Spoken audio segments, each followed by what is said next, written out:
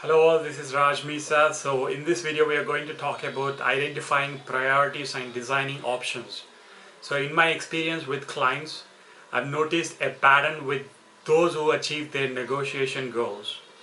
So the first thing is they prioritize everything and that's important to them.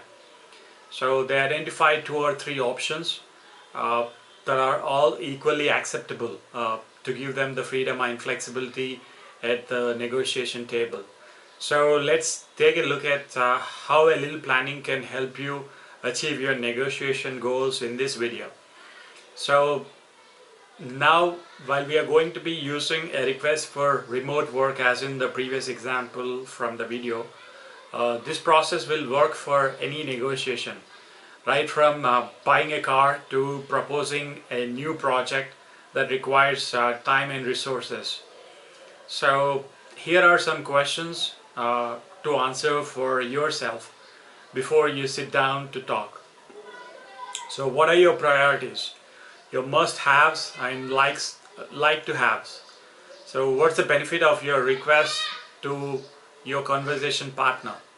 So what's the cost or impact of what you're asking for? So now in terms of your strategy, you're really identifying your moving parts and the potential concessions. So you're willing to make in trade for the things you feel you must have. Now let's take a look at the chart. In fact, the chart to see how you might map out all the options. So in this video, I'm not able to put in the chart, but in option 1, you are asking permission to work remotely at your discretion. So now this is all about managing your workload, the kind of change which you wanted to bring in for the organization, productively and demonstrating your leadership in accomplishing project goals. So the potential cost is maybe a little less face time. So since if you say you're considering that laptop is a bit of a dinosaur and you're asking for new equipment to avoid time waste and frustration, let's say the cost is around 1.5 lakhs for the laptop to help, or for the technical stuff to help things run smoothly. Your two must-haves are remote access to the company network and the tech support. So these priorities don't really require additional money. In option 2, let's consider that you'd be very happy with even 1 or 2 days of remote work per week. So as long as you have a newer laptop and printer, you'll be good.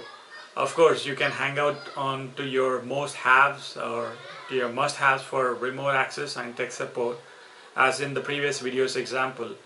Here is the good news about spending all this planning time upfront. So when you map out the priorities, costs and benefits for the company which you're working for, you'll have the raw materials for writing your opening statement. So you'll have the raw material for writing your opening statement, so you can frame your request as a benefit to your partner. So when you're talking to your conversation partner, highlight this, and by thinking through the impact and potential cost, you're preparing yourself for the possible pushbacks. And that's where the diagnostic questions, the labeling, mirroring, which we talked about in the previous videos, will be useful for finding your pass no. So into the zone of agreement is where you land up finally. Identifying your priorities and designing options takes a bit of upfront work. And that work will pay off by helping you stay flexible and creative at the negotiation table. So you can both get more of what you want by highlighting all the things which you learned from the previous video, be it mirroring, be it labeling, be it anchoring.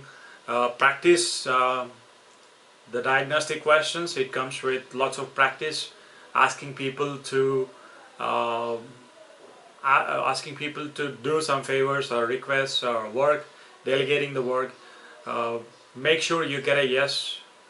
Initially, with little practice, you can go on a roller coaster ride. It might sound or it might look tough, but give it a try. And I'll see you in the next video. Signing off, Raj Misa. Take care.